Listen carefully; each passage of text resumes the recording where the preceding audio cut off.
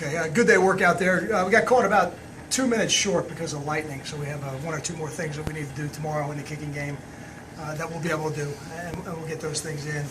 And it was really the highlight of the day was, without a doubt, having Eric come and address the team. And I spoke to him this morning and told him Eric was going to be here. He came out and watched most of practice today, and then in the locker room addressed the team when I thought just a tremendous message of living your life with no regrets and taking advantage of every opportunity that you get on the field, off the field, and how many lives they have a chance to affect that they don't even know about. You know, people that come up to him now and first ask about him, and then afterwards, you know, ask how the team is doing.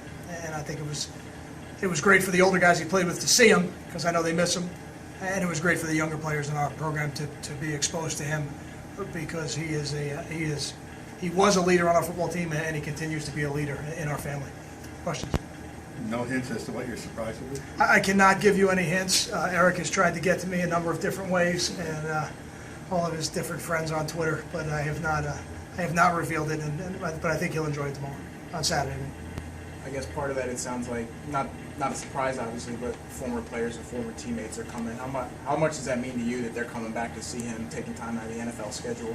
Those are the things, to me, that tell you that you have a football program and not a football team, and that's what we strive for every day, and that's why we try to guide our program under the premise of family and sacrifice. And I think if you do that, you treat people the right way, they want to come back. They feel a part of it, and to have I guess the Patriots and Jets are playing tonight, so we have a number of players on the Patriots in that organization. They're going to come back for the day, and some recent alums will be back, and then some other guys like Marco Battaglia, some older alums will be back. Not that I want to call Marco older, because he'll be offended, but you know what I mean. And I think it'll be a great day for our program, and certainly Eric will be the focal point of it. We don't get the injury report till later, but are you satisfied with the health at this point in general terms? Well, I think, the one thing I would say now is the team he wasn't out there today, he'll be a game time decision. So, I think that can always, if he's not able to go in the game, then we'll have a little less experience in the middle of that line, which is not what you want. But at the same time, we've got other players that are on scholarship that have been practicing with us for quite a while now that need to be ready to step up. And what that depth will be, we have to look at also, and then go from there. But other than that, I feel good about where we are with the health of the football team, and we've got more than enough players that need to be ready to go. Could it be someone who doesn't have much experience at center? Is that something you'd be? Is that your way of asking me if it could be Antoine? Hey, I wouldn't rule anything out right now. I think we got to go back and talk about it as a staff. Watch today's tape, see how we do tomorrow, and just make sure we get whoever's out there. It'll be the person that gives us the best chance to win. Colin, recruiting, how exciting is this weekend? Just a chance to send coaches out to games with New Jersey football starting out.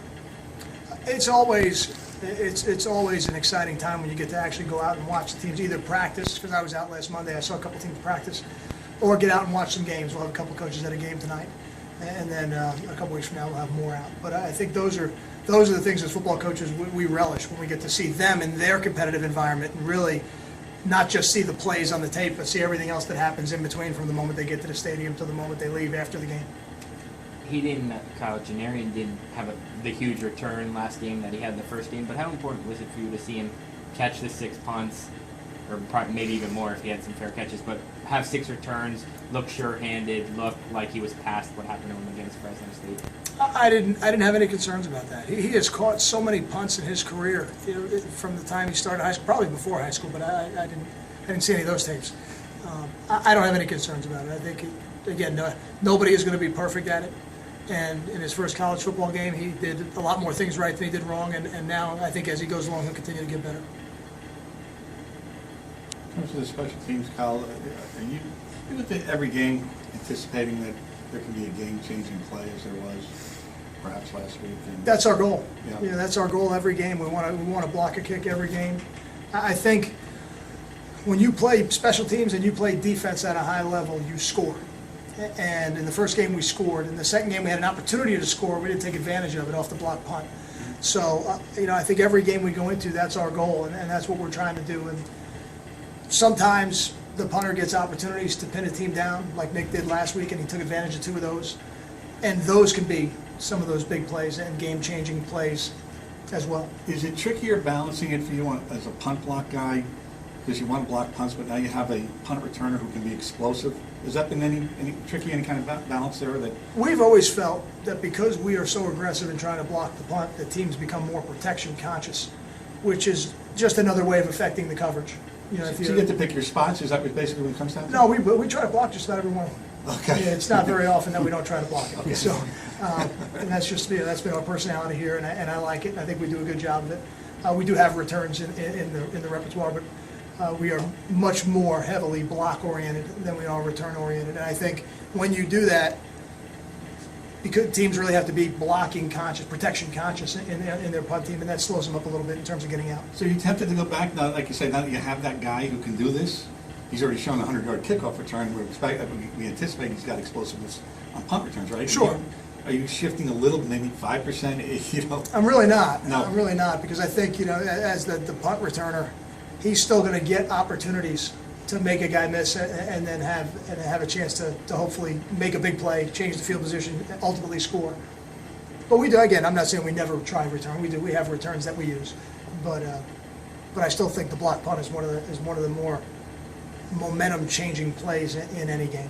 Got time for two more? Well, what's it like when you have a guy like Pratt, a leader, who wants to be on special teams? He goes and makes a nice big catch, but he wants to go out there and try to block kicks. Yeah, it's really the only way you get really good on special teams. You have to have the players in your program that are high-level offensive and defensive players asking you to be on special teams, and to the point where, this week, Carano's going to be one of our flyers on punt because he feels like he can get down there first and make a tackle for us. And I think when you have the players in your program like Karan Pratt who are not just asked to play special teams but are volunteering to do more on special teams, then you've got the right kind of culture building in your program.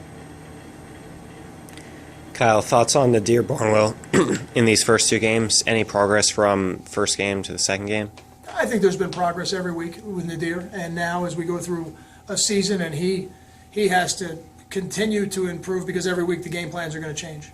And he's also a guy who hopefully as the year goes on can take a little bit bigger role on special teams.